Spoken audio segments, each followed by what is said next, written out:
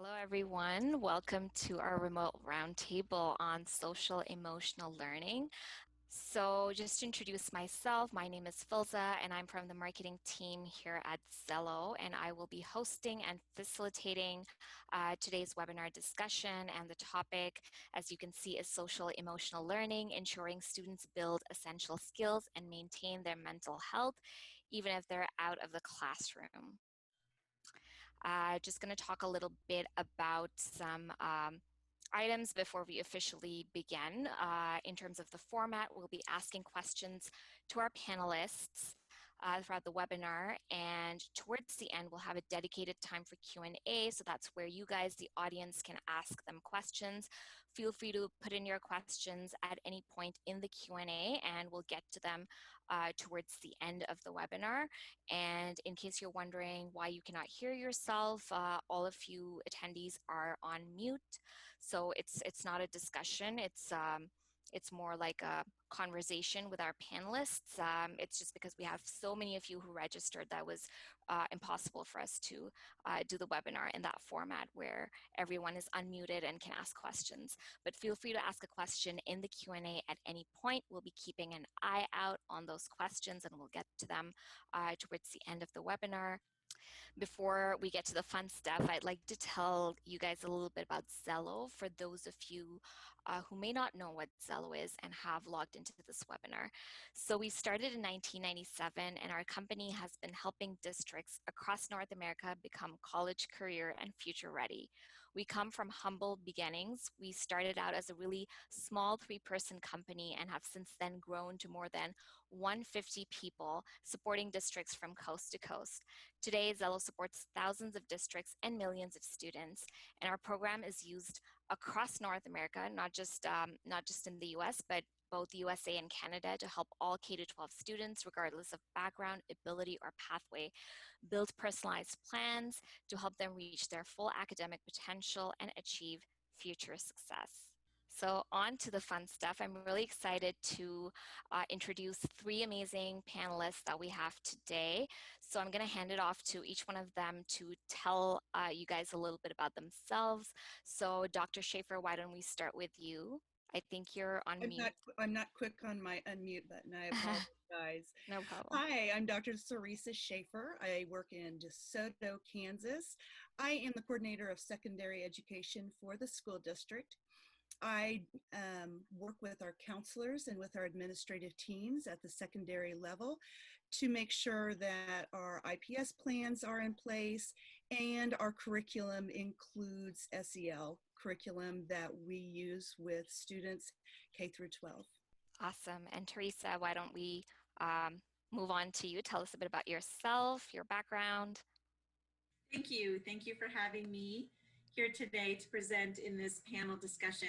I hail from Fort Collins, Colorado, and we have one school district here, and I'm the K-12 counselor coordinator for our district, and so I support about 104 counselors, and they're sort of my flock, if you will.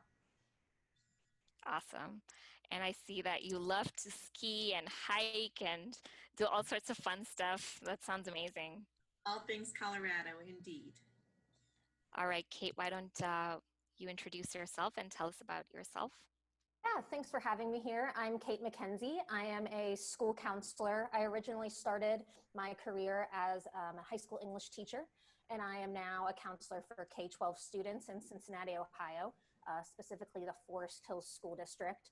So it's really fun to see the difference in social emotional needs in ages 5 through 18. So it's been a really fun ride the past 10 years. Awesome. Thank you, all of you, for being with us today, for taking the time out to share your insights and your expertise. So let's start with the basics. What is social emotional learning, and why are learning these skills important? So maybe we can start with you, Dr. Schaefer. And again, me and my mute button, I struggle. I also want to thank you for having me on the panel today. I appreciate the opportunity.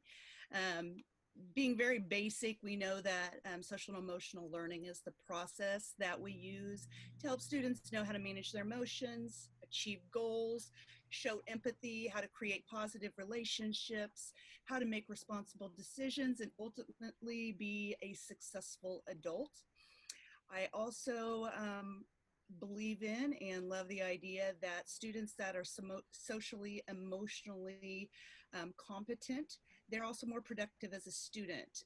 A study that Castle did a few years ago showed that students that have been exposed to social emotional lessons in a regular format or basis in this study showed that they were 13 points higher on all their state assessments. That's huge. And even more so, 6% of those areas and those students have a higher graduation rate, which is another step towards meeting our IPS goals. And finally, 11% of those actually 11% higher beyond the norm went on to graduate from college.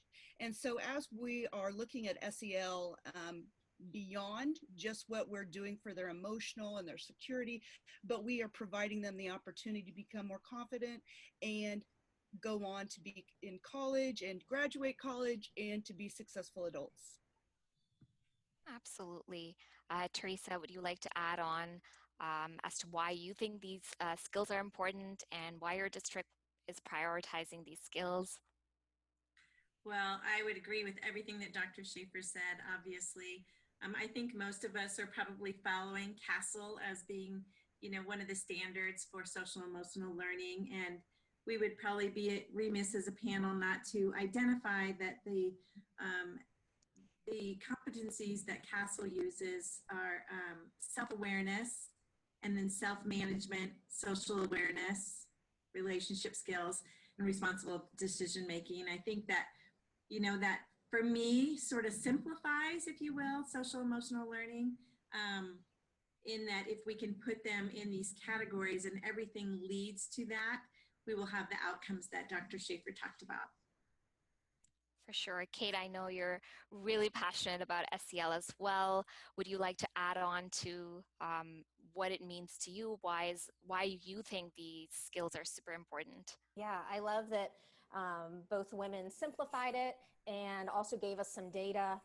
One of the biggest questions I get is, why is it important to teach SEL in school? I think we can all agree that managing our emotions and developing positive relationships is really important, but sometimes there's pushback about why that is happening at school versus at home.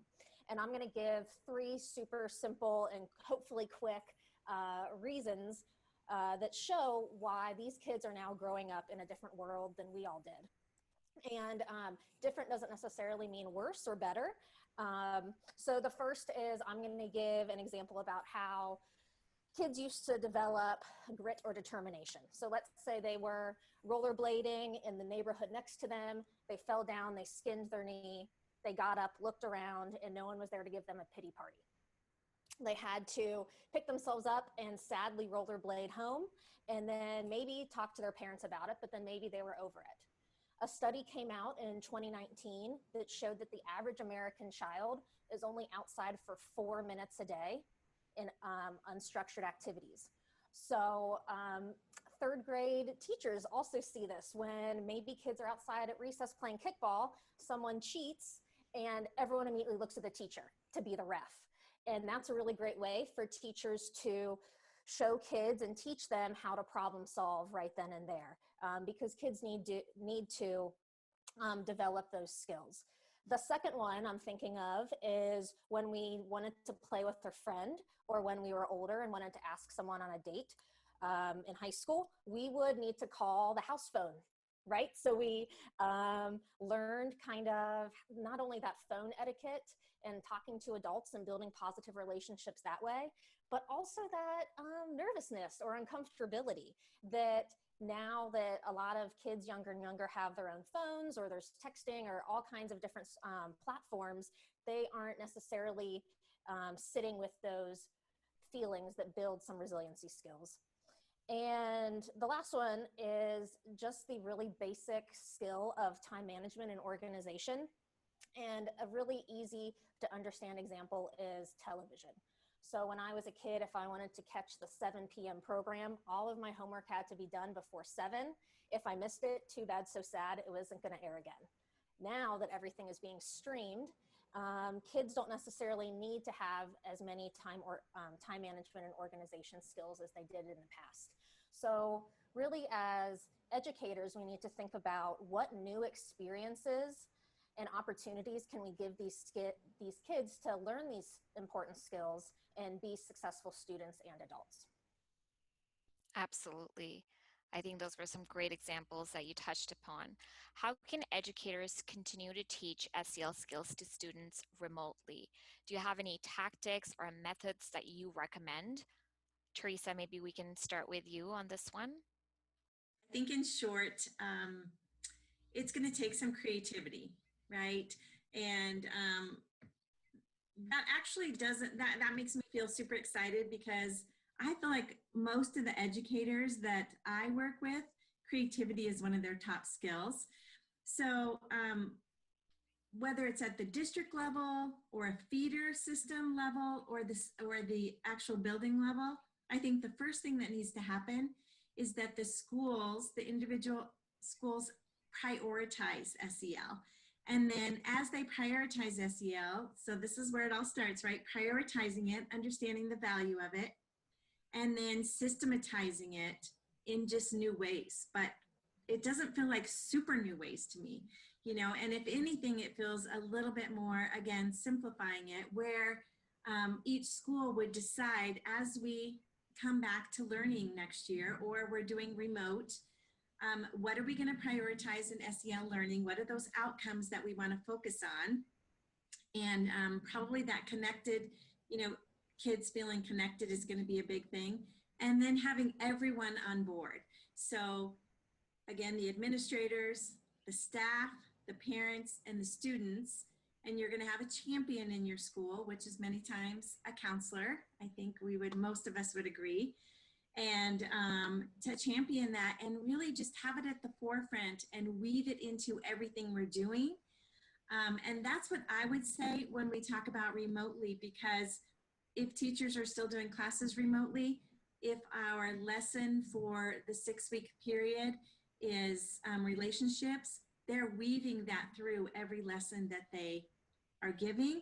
And then as we're feeding information home to parents, here's some great conversation starters that you can have with your children around relationships. So that's just one example, the connectedness and relationships.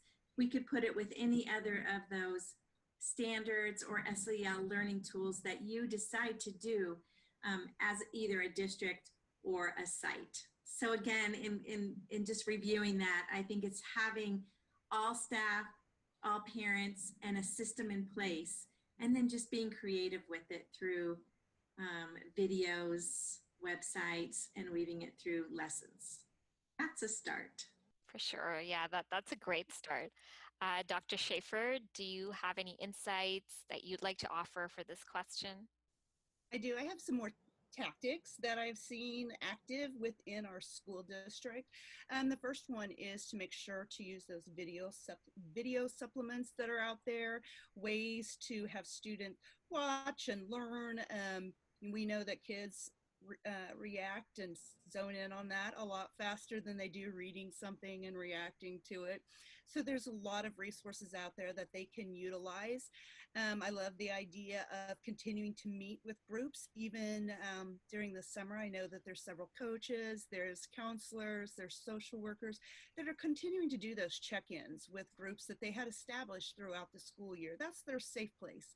And by having groups connected to activities and to their sports, that becomes their family. And to be able to continue to connect with their family and their safe place, they're able to continue to learn, continue to share, and somebody's monitoring those students in that way also. I love the idea that utilizing Zoom, you can use breakout rooms, things like that, and have small group discussions with a pointed idea or a prompt, and then come back together and have a discussion with that. The next thing would be to make sure that your staff's aware of the ways that they can utilize Zoom, breakout rooms, how they can introduce those ideas like Teresa was discussing about that theme for that unit, or sharing that with families, doing that in the classroom as well. We've got to encourage our educators to continue to check in with students' social emotional status. If we do or we don't go back to school, we need to put that in place and make sure that we are providing that professional learning for educators to be able to put social emotional learning at one of their top as one of their top priorities. The Castle, I call it the back to school guide that they've got for integrating back to school, really talks about how to bring the idea of that social emotional learning to the surface in everything that we do as we bring students back to our buildings, because they need that safety, that security, and the opportunity to decompress a little bit about what they've been going through, because as we well know, this hasn't been easy for adults, even more so for students. And it's important to recognize how we can put that social emotional piece as a priority as we bring them back, so that they feel safe, secure, and they're able to learn again. Absolutely. Kate, would you like to add on to this? Sure, I think both panelists really hit some amazing points that it needs to be a priority. Um, and I liked that Teresa talked about how it's not new. The last thing we want is for teachers to feel like it's one more thing added to their plate. It's really just a different lens you're looking through and creating some intentionality around it. I like that Dr. Schaefer was talking about how, school oftentimes is a really safe place for kids. And there's a lot of uncertainty going to happen in the fall and how school looks.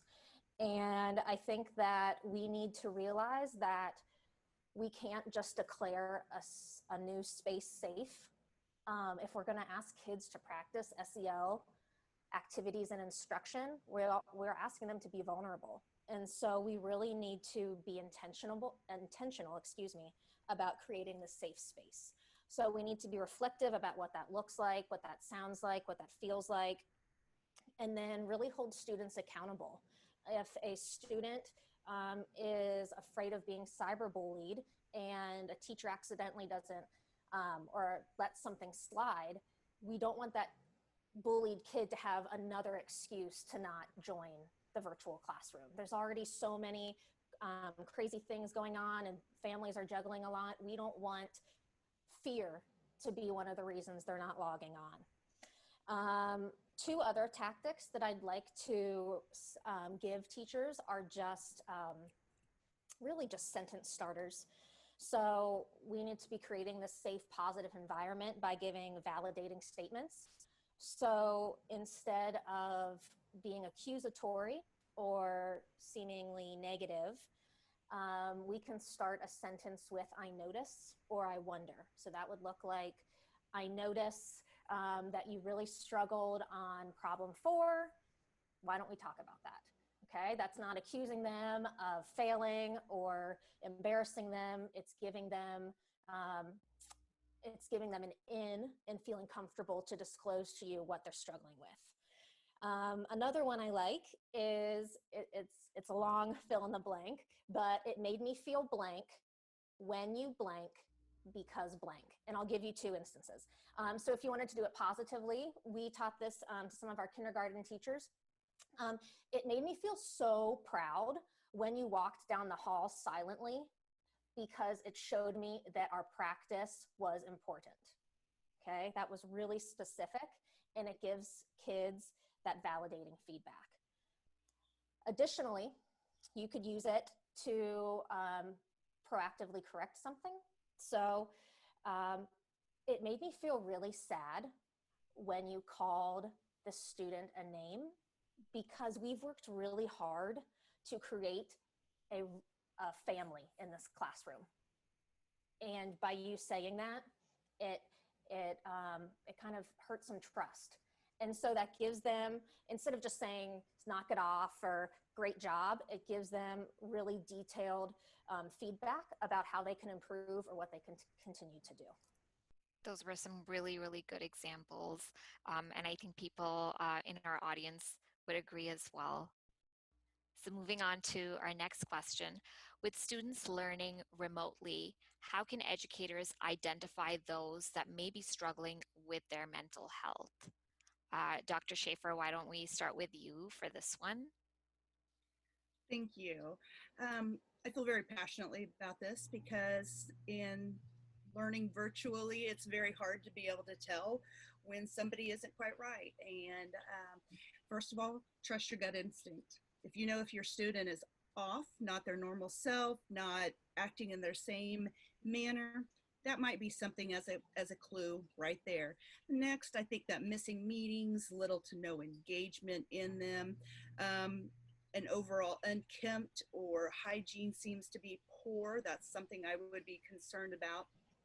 Um, a student sharing that they have no routine, no schedule, that they just are there up till 4 in the morning, that they have no boundaries, that I think those are all concerns or things to look at to assist with mental health. I also feel that students that while in a Google or in a Zoom setting or virtual setting or classroom are showing no tolerance of others, that they are not being polite or appropriate, especially if it's out of character for them. I think those are all areas of concern when it's a change in their normal personality. Um, that low motivation, if teachers are seeing that within their assignments, even if it's something that's of low rigor, I think that's a concern. Um, and one thing that we do have to remember as we are working with students virtually, those that are struggling, um, most of the time students are more apt to be comfortable with a Zoom setting than what we as teachers or adults are. And what a lot of my social workers and counselors have shared with me is that students, when they are asked about their behavior or asked, or we tell them that we're concerned about them because they're showing some behaviors that aren't typical for them, they are much more apt to share than they normally would be in person. So I found that to be very interesting as well. So don't ever hesitate to just talk to a kid. They're not afraid of being virtual, so we shouldn't be either. Love that. That is so true. Kate, do you have anything you'd like to add on to this? Yeah, Dr. Schaefer was spot on that like relationships are key in this, and you know your students. So if you see something different, feel free to ask them. I also just want to um, really say that it's not our job to diagnose. So please do not tell a kid or a parent that the kid has depression or anxiety. That can get you in, I mean, that's just unethical. You can talk about maybe symptoms that you're seeing or a change, but don't don't recommend different medicines or therapists or things like that.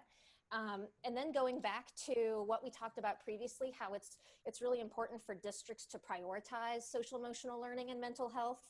I'm hoping that your district or your building has resources for you, because you don't want to talk to a parent or a student and they say, yes, I am struggling, and then you're stuck, right? You don't want that. So you really want to be able to guide them to outside resources, and hopefully your administration or your district will provide some of those vetted resources for you.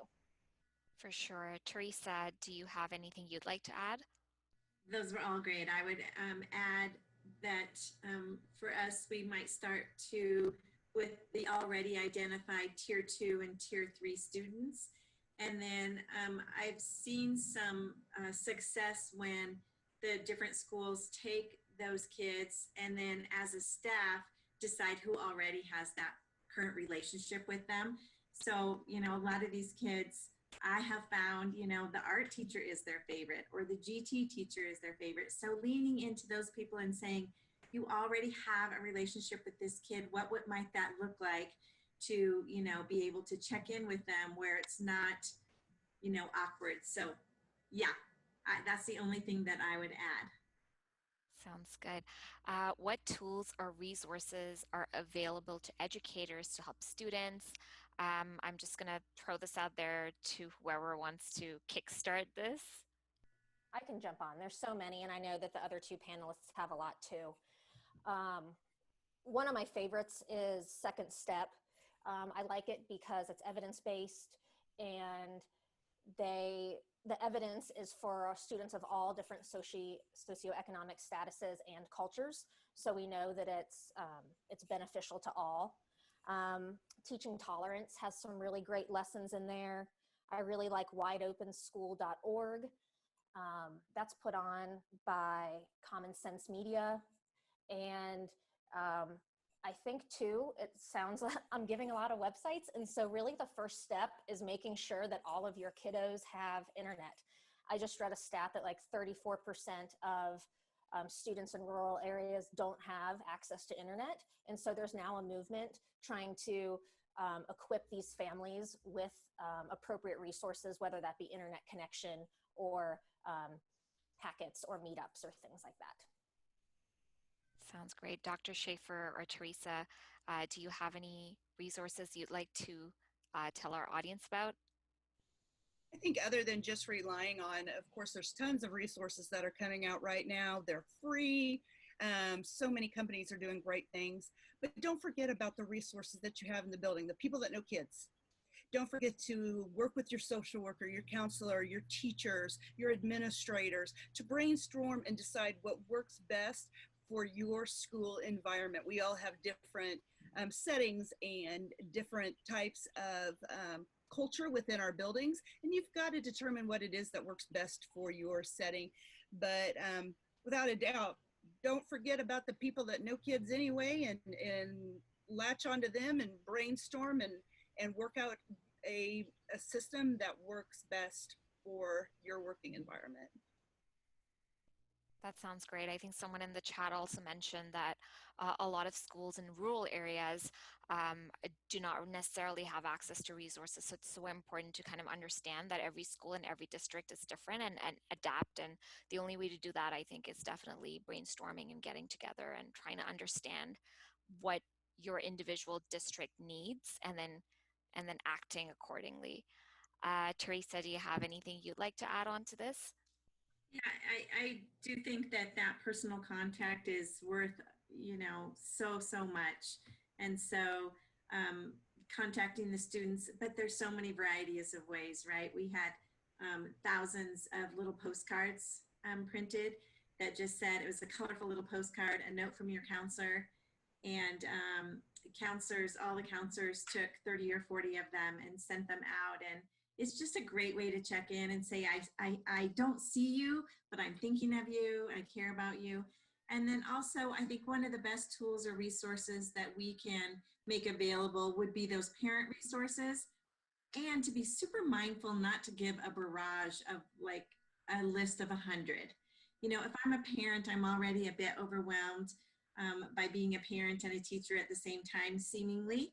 And so I really like that, one word for the month type thing, whether it's, how I liked, Katie, what you said about sentence starters. Here's a list of sentence starters for your kids. And as we train parents to kind of flesh out what we all know as educators, but to help them say, hey, honey, I'm wondering what that was, and so wonder with them, be curious with them, help them find some language for their thoughts and their feelings. But I do think that that's one of the, those are the parents who are healthy, right? But for the most part, I think it's equipping parents too. Sounds great. So before we move on to our final question, I'd just like the attendees to prepare any questions that you guys might have that you want our panelists to answer. Just put them in the Q&A rather than in the chat, and we can get to those because we're approaching our Q&A from the audience round in a few minutes. So before we open up the questions for the audience, do you guys have any final advice or key learnings you'd like to share? And I'm just gonna leave it out there for whoever wants to jump in first. I'm happy to cover a couple of things that, as we were sitting here talking, that I want to make sure to stick out here. One, make sure that you check in frequently with kids, especially those that you know that are struggling. And I love all of the sentence starting ideas and the open-ended questions that Kate and Teresa have been giving. One that I have also heard several times during this is, hey, I'm curious if you would share how this transition's been going for you. How you've been coping with this. Just something so open-ended, but it gives the student the opportunity to just share what life's been like. You know, that's the same classic as when I was working with students. My favorite would be, instead of asking specific questions, tell me your story. What's going on? Kids love that open stage, and that's a great way to break open, get them going, get them talking, and it seems to work quite often. The other one is, besides regular check-ins and making sure that we ask those questions, don't shield it, just go for it. And finally, I think it's really important for us to model our own self-assessment, our own self-regulation, and not be afraid to share that with students, because what we should do as administrators, as teachers, counselors, is to make sure that we're taking care of ourselves and doing that self-check, so that we are modeling for kids and sharing that with them as well, because they've got to see that it's okay, and that we're willing to do that, so it's okay that they do that as well. And those are my last couple of points that I wanted to make sure to share today. Those were really good points. I'm so glad you shared them. Kate or Teresa, do you want to jump in for any final advice, any key learnings you'd like to share? Yeah, I'll just jump in with, as we talk about meeting with students, to be thoughtful, to know, think a little bit outside of what we would, want to ask, and maybe for a high schooler to meet them where they're at, to say, what would your theme song be at this point in your life? What's your walk-up song? Or for a middle schooler to say, like, what if you had one word or one picture or one color, and so to speak kind of in their language a bit, I think is good. And then also to use, I don't think we came up with this, but kind of the Padlets, where if you're working with a small group of kids, sometimes they're not just going to say the words out, but man, you let them text it in to the bigger screen, especially anonymously, man, you can get a lot of insight. And then the other thing is, I could not agree more with Dr. Schaefer on we as the adults really need to, especially as leaders and as social emotional support people, to really lead with that self-regulation. I mean, if we're not regulated, kids are going to pick up on it, and then also staff picks up on it, right? So it's a trickle-down effect. If the administrator is not self-regulated, it's hard to have staff self-regulated. And then I feel so grateful that we haven't focused on the word trauma, and not to negate that we will see some trauma, but I think it's really important that we don't focus on something and we project something out there that then people latch on to, kind of like the word anxiety. Oh, well, are you anxious? Yes, I'm anxious, where I think what we focus on is that regulation and that social emotional work as a preventative, versus on the idea of crisis and trauma. So I really love that approach. Teresa, I like that you brought up the word anxious. I feel like I hear that 20 times a day in my office, and I hear the word nervous 0. And so it's really important for kids to realize that it doesn't just go from like 0 to 100, and there's different levels of that. One final thing I would say is social emotional learning should really be a tier 1 program. And so by doing that, you are telling all kids, all teachers, that everyone has these big emotions. And you're not bad if you have a big emotion. And everyone needs to practice regulating. Everyone needs to practice problem solving and peer relationships. So that way, when an incident does occur, the kid doesn't feel like he's being punished because the whole class has practiced this. It's a routine that is put in place. This is the protocol, let's go. I think that's really important because kids want to feel, once again, they want to feel safe. They don't want to, they want that positive relationship with the teacher. They don't want to feel guilty. They want to be able to practice with their peers and see that teacher modeling appropriate behaviors as well. For sure. Thank you so much, all of you, for sharing your final insights. So we have some questions that have come up from the audience, and I'm just going to read them out from my phone here, and then whoever wants to answer it first from the panel can go ahead and answer them. So Jim is asking, what are some ways to stay connected with students, especially those who are known to have mental health issues? I'll go ahead and jump in there. We're awfully quiet, so I'll start off.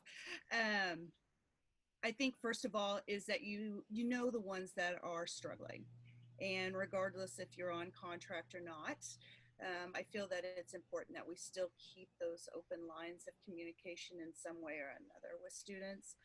Of course, my brain always goes to secondary students who have the ability to send a text, not a text message, but send an email or anything like that when they're really struggling. But I think before you get to that point, you make sure that they have those resources for emergency situations in order to contact emergency help if they are needing it, but also that contact with parents, so that parents are aware where they're sitting, where they're at, who they can go to, things like that. But I don't think it hurts to ever have an organized group that you check in with once in a while, even if it's once a week, something like that throughout the summer. Obviously, this summer is going to be different than summers of the past where you haven't had to do that. You haven't had to check in. And so we have to consider that outside of our contractual time, I think, a little bit. But I would just really hate for all the kids that really are struggling and don't have those resources to just kind of suddenly school's over, so we have no one to help you. And I would hate for that to be a part of that. Thank you, Dr. Schaefer. That was a great answer. We have another attendee who's saying great information and panel today. Their question is, any differences that our panel would suggest when it comes to catering to elementary students versus secondary students versus high school? Any cultural differences? That is, some students, for example, have English as a second language. So they're asking if we should approach these different categories in a different way. For me, I would say it's part of our work as educators. I haven't come across anything like that. I think more than anything, the socioeconomic that we talked about earlier, of lack of access to either a computer or the internet, to be mindful on that, and then to think of creative ways to mitigate that. Yeah, I don't know, Kate, you were going to jump in there. Thanks, I Teresa. see that as an ongoing issue, whether we're in person or online. So it's a great question. I'm just not sure. It is. If there's a variety of cultures, I think it's really important to have your instruction be student-centered and let kids share. That way they feel, even if they don't feel like they fit in the mainstream culture, they still feel accepted and excited to share their experiences with their classmates. Yeah, it is tricky. What we do is for those families that are financially struggling, we are lucky enough to have summer food delivery. And so those that are financially struggling, they actually self-disclose. So as a counselor, I send out a letter in the spring explaining that if you want to disclose and you would like free school supplies, potentially discounted field trip payment, help with the holidays, things like that. Just starting that communication with these families and them realizing that you're on their side and you will do the best you can to help support them academically, socially, emotionally is really important. And hopefully that will help develop a really positive mindset for the family and the students.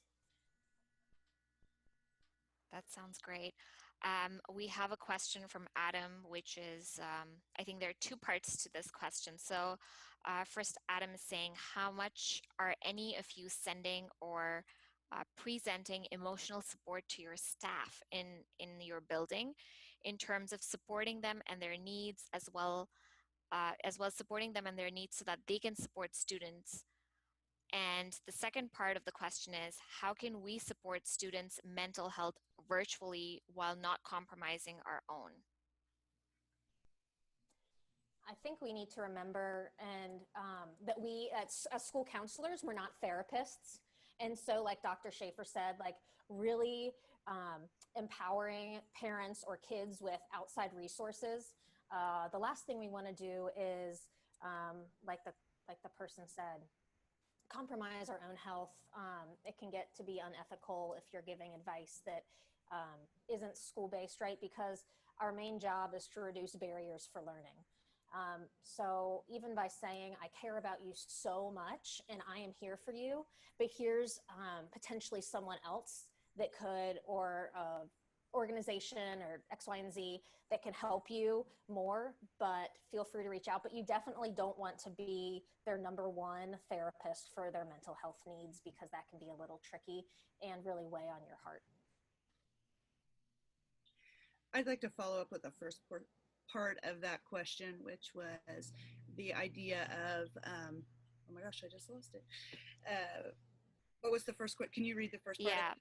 So Adam said, how much are any of you sending or presenting emotional support to staff in your building? Sorry, I went blank there for a second.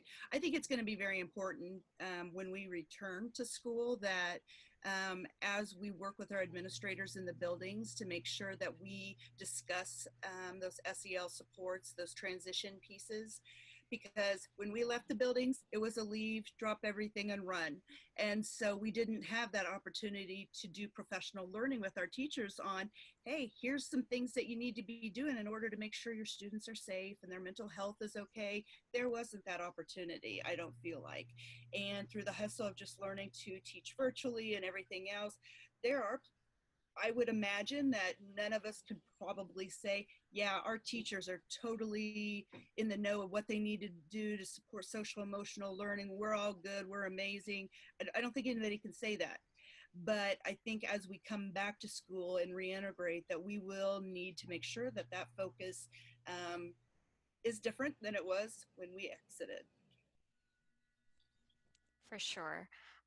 We have another question from Carrie, who's asking, what can we do about those kids that never respond, never call back, never text back? I worry about them. They're not connected to school and we don't necessarily know where they are. I want them to be successful, but they are also not reaching back. I've even reached out to parents as well. What do you do about this situation? I do think it goes back to what Kate said, and really understanding our roles and stretching those roles for sure, and knowing that we can't be the end all. I mean, I do know some teachers who have done some porch drops, right, where they'll drop something off, a special note or a seed packet or just little things, right, to just kind of be like, hey, and here's my contact information. I'd love to see you.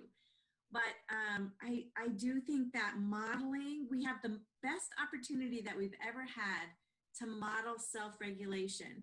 So to make sure that we're not anxious and flipping out over those things because we can't control that. So first, really understanding we can't control that and we do care. And so to just do a self-check and say, gosh, I've sent this many phone calls. I've invited them to meetings. I sent 2 postcards and I did a porch drop. And I know that I did the best job that I could. So, and I'm the most, I'm a bleeding heart. And so I also know that, man, if we're going to move forward in a way that's most healthy for everyone, we've got to have that boundary. Absolutely. Love that answer. I think that was a great answer. Can I jump in real quick too? Yeah, of course. And this has come up a few times to my attention. Don't forget about your colleagues. I've had several colleagues that have been struggling with this as well. And I know that the administrator or other teachers have reached out and said, hey, I'm not getting anything back from her. I know she's struggling, things like that. Don't forget not only about our students, but once in a while, it's okay to support each other as well. And I think so often we're so worried about the kids that we sometimes forget about maybe another teacher or someone else who's also struggling with this situation, or they're at home with a toddler alone with no help. And we've got to remember to keep that positive environment within our building, because that's a family too. Our staff and the people we work with, they're a family, and so we don't want to forget about supporting them and doing those reach outs with them too. Absolutely. We have a question from Christine who's asking, how do you get buy-in from teachers who are resistant to SEL? We are rural with few teachers and kids. Our elementary and some middle school teachers are on board with SEL, but I have some high school teachers who are very resistant to dealing with SEL or recognizing that this should be part of the education of kids. There's always going to be some people that aren't on board with anything, right? So I think it all goes back to what Dr. Schaefer said at the very beginning. Go back to the data, right? The impact of SEL is so important on academic performance. So somehow figure out like what these high school teachers need to get the buy-in. Is it that they're going to have decreased behaviors in the classroom? Is it going to be that they're going to look good on value-added test scores? Like what are these, how can we get these high school teachers to buy in? And it's not sneaky or anything. It's just what avenue, what lane of information do you want to give them? For sure. We have a question from Sherry who's asking, has anyone utilized a formal program such as Suite 360? So I don't know if any of the panelists will have an answer to this, but maybe someone from the audience does. Feel free to let us know in the chat. Maybe if they identify what that program is, that might be help us relate to it. Yeah, Sherry, if you can let us know in the chat what you're talking about specifically. I know someone in the chat has said that they use Review 360. Is that what you're talking about? Meanwhile, let's move on to another question. So Adam is asking, do you have other suggestions as to how districts should implement? I think he's asking about SEL. Do you have any other suggestions as to how districts should implement SEL as a standard way of contacting students? No, sorry, he's saying, is there a standard way of contacting students besides phone and email if they are not responding? I don't have anything else. You guys go ahead. I just think you do what you can, and then you decide when maybe the last thing that you send them is some resources. It sounds like we're not able to connect. I do want you to go into the summer to make sure that you have these two resources as you move forward. And if something, if you have a moment that you need some support, here's two good supports for you. Again, I would go back to those boundaries. Okay.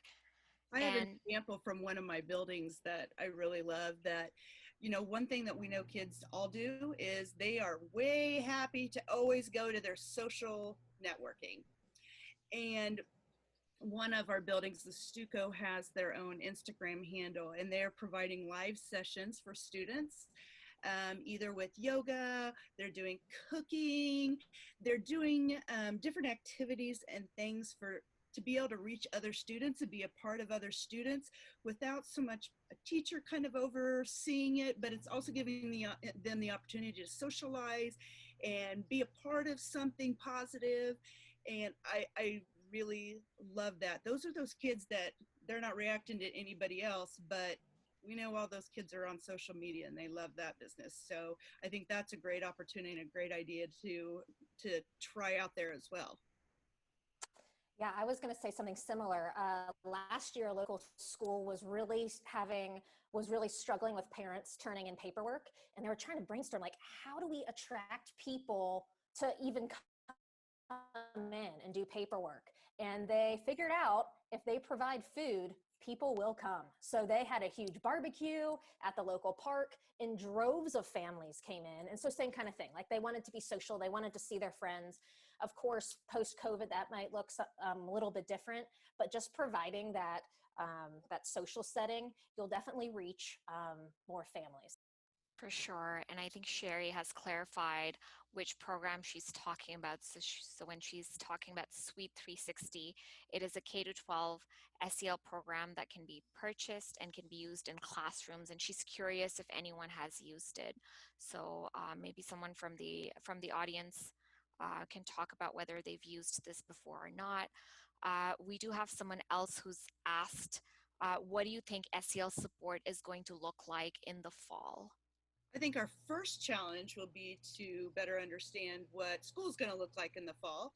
And since we don't really know what that is, I know our district, we're like, we can't really plan for what we don't know. And we're not going to spin wheels trying to figure that out at this point when we have no idea. Um, it, the, no wasted energy. And so as we consider that, I think there's just always the idea to look for those good resources. Again, I'm going to say the word again, Castle. They provide a lot of those that good information and that data-based learning process that we can reference once we know what we're working with. And until we know what we're working with, we really can't do anything. But I do believe that we go ahead and continue to request that our building leaders plan time to focus in on that professional learning based on that. And I know as a district leader, we will be determining what those social emotional learning practices we will provide at the district level for not only our teachers, but for our teachers, our staff, and how they can share that with students. And so that's something that's always on the docket. And regardless, that's training that we would use whether or not we do or don't go back to school. And preparing that and being able to provide that virtually as well would also be important. For sure. Kate or Teresa, do you want to add on to this question? What do you think support is going to look like in the fall? Yeah, I don't think that we can. Oh, go on. Oh, go ahead, Kate. I was just going to say we don't want to spend hours planning for A, B, and C when we know if we do that, it's going to be Plan D, right? So the two things that come to mind are relationships and intentionality. And I couldn't agree more. I'm so grateful for Dr. Schaefer's lead in that. I think the best thing we can do as we practice that self-regulation is what can we control right now? And as soon as we find out more what's going to happen, then we start moving towards that. And Kate, similarly, my two words and a lot of our counselors at our district, our two words that we're moving forward with are flexibility and grace. Amazing. That's beautiful. So we're done with all our questions from the audience. We have a few resources over here that some of our panelists have shared with us, and I will be posting a blog next week recapping this entire roundtable, and I will post all the resources and links that were mentioned during this webinar for all of you guys to access easily. And Kate shared this really amazing poster. I believe this is a poster. Kate, would you like to talk a little bit about this? Yeah, what's nice about this is it is evidence-based. Actually, there's been some research on this. And like we said before, I think Teresa said, like, a lot of kids are much more apt to share their feelings if it's being written down instead of verbally. So this is a really nice texting resource for them. Of course, it shouldn't be used all the time, but at the same time, these therapists actually, they document how many times you contact, and if it becomes like ongoing and regular, they'll try to hook you up with a nearby therapist. So it's just a really nice resource for students, even teachers, parents to feel supported. Sounds great. So just to remind you guys, we will have a blog up on our website. So if you go to zello.world slash blog, you will see under our webinar section that we have a recap of almost all of our roundtables. And within that recap, you will find a resources section with all the links that our panelists have mentioned or referred to. So you can access any of those links through those blog posts. And just before we officially end, I just want to encourage you guys to download our latest ebook, which is actually written by one of our panelists, Kate McKenzie. So be sure to download this amazing ebook. It's called Making the Switch to Remote Learning, Your District's Guide to Preparing K-12 Students for Future Success. And even if you're planning for the upcoming school year and you are thinking about having a blend of remote learning and a blend of in-person teaching. I know a lot of stuff is up in the air even right now.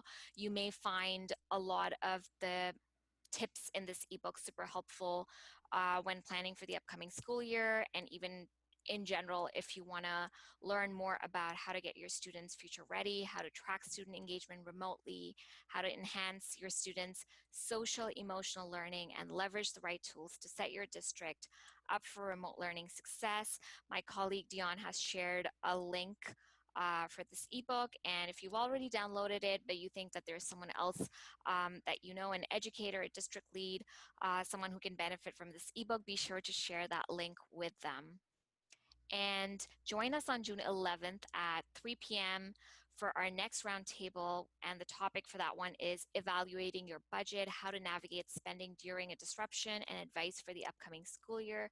So I think this one is going to be most beneficial for district leads or school leaders at the state level. So if there are not a lot of district leads or school leaders on this specific webinar, I hope that if you know any such leaders, you are able to share the link with them. We will be sharing the link through an email tomorrow as well, along with the recording of today's webinar. Be sure to follow us on social media and continue the conversation. You can find us at Xello Future on Twitter. You can also find us on Facebook and LinkedIn. And thank you so much to all of our amazing panelists for your amazing insights. I truly enjoyed the conversation, and I feel like I learned so much about how you guys operate and how you guys have been dealing with this entire situation virtually. It's an uncertain time for all of us. Thank you so much, and thank you to our audience members for attending today's roundtable. Have a great day, everyone.